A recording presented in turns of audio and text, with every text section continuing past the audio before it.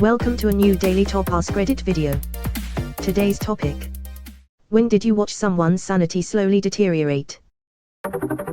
I worked in a care facility for people who suffer from dementia. This was a very rewarding and enjoyable job, but at times it could be confronting and sad, as you'd expect. One story that stuck with me was this lady who'd write in her booklet and always left it open. She didn't care to keep it a secret or anything, but I would make sure to keep personal possessions private as much as I could while cleaning the rooms. So I'd close the little book and put it in her desk where she could find it. It's something I could relate to. I have my own little books and enjoy writing as well, and appreciate it when people respect my privacy. I wouldn't read the contents, but I saw the phrases go from sentences, to repeated words, to scribbles. Eventually, she became too confused to put pen to paper. Opening and closing the booklet, carefully touching the paper, but she couldn't quite figure it out anymore. Eventually giving up. This really hit home to me, as I knew how therapeutic it could be to organize your thoughts on paper. I write when I'm sad or overwhelmed.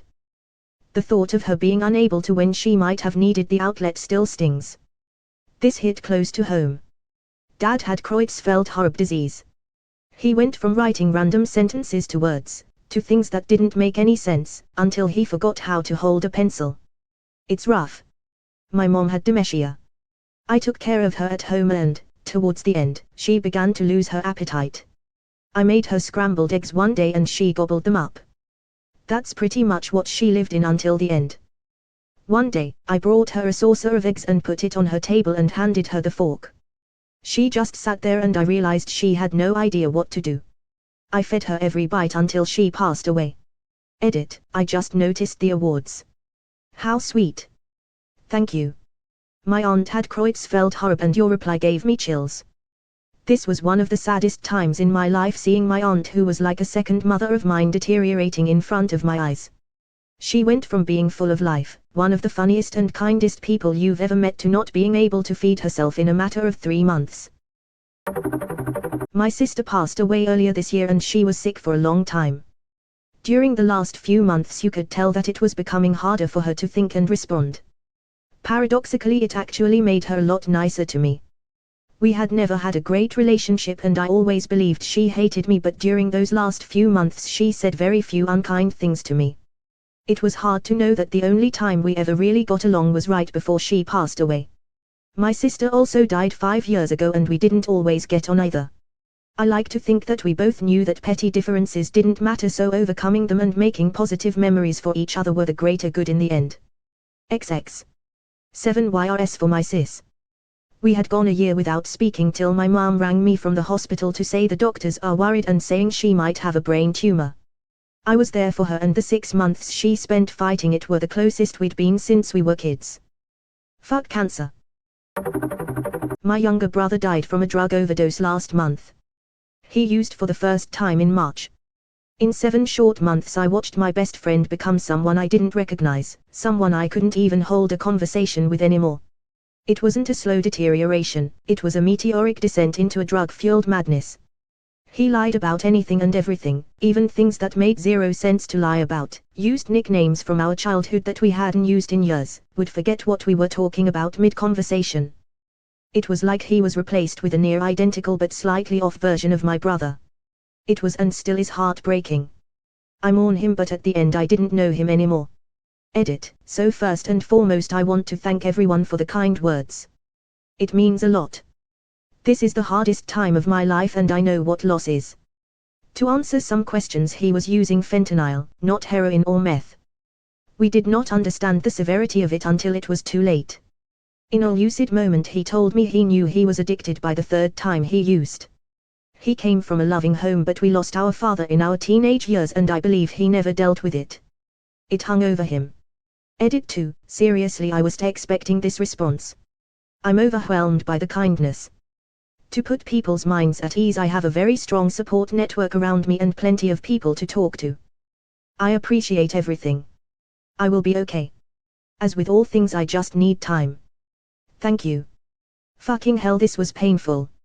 I've got 2 younger brothers and I feel like the mentally ill / drug-fueled older brother who's not good enough to be the older brother cause I'm too unstable. Though thankfully the drugs have been quit, I'm not back mentally. I'm so sorry you had to go through that. If I could, I'd give you a hug. I'm crying and I wanna hug the pain out of you. Stick with it, bro, you'll get there. Watched my grandfather slowly sink into Alzheimer's. By the end he didn't know my name or his own. He was sad and angry and confused. I watched every week as he forgot a little more. Got a little more belligerent. A little more lost. Until one day I walked in and he started screaming that someone was there to rob him. It was the saddest fucking thing I've ever seen. I have such vivid memories of watching him, and my uncles have such animated debates about politics and movies and sports. They used to play Risk until the sun came up listening to Sinatra. He would sit and explain every single play in a baseball game to me as a kid. He was sharp as fuck, and the saddest and hardest part was watching the struggle on his face to remember. The frustration he felt. Like he was letting us down. I miss him a lot. I remember my grandpa being the strongest person I've ever known.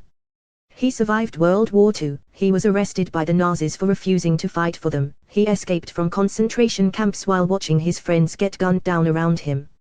He moved to Canada after the war with his wife and 5 kids.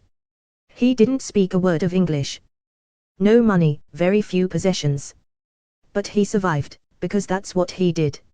I used to sit and listen to his stories throughout my childhood and teen years. I moved away in 2006. But still managed to come back once or twice a year. Every time I saw him he was weaker and weaker. Eventually, he forgot who I was. He forgot who any of us were.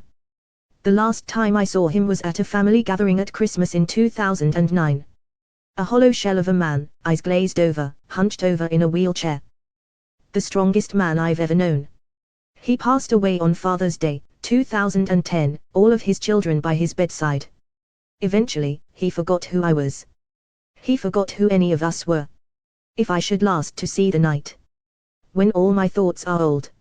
I hope the string that holds them tight is safe, secure, and bold. I do not want those secret seams to fray, to free, to breach. I do not want my dearest dreams to lie beyond my reach. I do not want the twilight knife to cut and blind and blur. I do not want to grasp at life and all the things that were. For I could ride the end astride and face the finish, free. As long as I'm the same inside. As long as I'm still me. It's so hard to watch. My grandfather called all of his kids and grandkids baby because he knew us enough to know we were family but didn't actually know who any of us were. He once overheard my grandma call me by first name and looked up at me with such clarity and said that's right and recited my first and middle name. Makes me tear up every time I think of that moment. I was living elsewhere at the time but I heard about what happened to my friend. He was fairly normal. A little exceptional actually, as he was being scouted to get sponsored for skateboarding, something he was very good at. He started acting really weird though. Things like opening his door just a bit when people came over and laughing at them. Throwing chairs and such around when at people's houses. Lying about things that were really obvious. Reading loudly from the Bible while wearing almost nothing outside in the middle of winter. Turns out he was schizophrenic. Last time I saw him was after I moved back and was living in a bad neighborhood. He was homeless, as was his dad who was with him. He didn't even recognize me, just acted really scared that I was trying to talk to him. No one has seen or heard from him since then. I'm the last person to have seen him. That was 10 years ago. Ouch. That sucks. I'm sorry for your friend. Thanks. Me too, but I feel pretty certain he's no longer with us. I want to ask his sister to be sure, but it feels like a callous thing to ask. A longtime friend of mine started talking to me about some metaphysical theories he had. We used to smoke weed and talk about philosophy when we were younger, so it wasn't a shock to me. Then he wrote a paper that was dozens of pages long on his new theory of reality.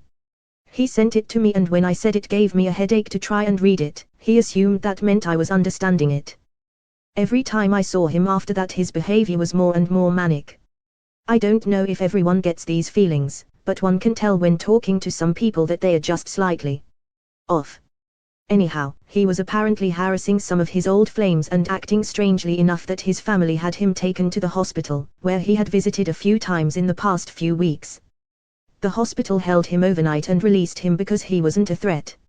A few days later he started acting out in his mother's house and broke a window. She called the cops, and they arrested him. The window was worth more than the amount required to make it a felony, and he went to jail for 6 months. 2 days inside jail and he's back to normal. Why? Well, he has a degenerative disease that puts him in constant pain. He couldn't afford his pain meds, and when he went to the hospital, they refused to give him any because they assumed he was a junkie.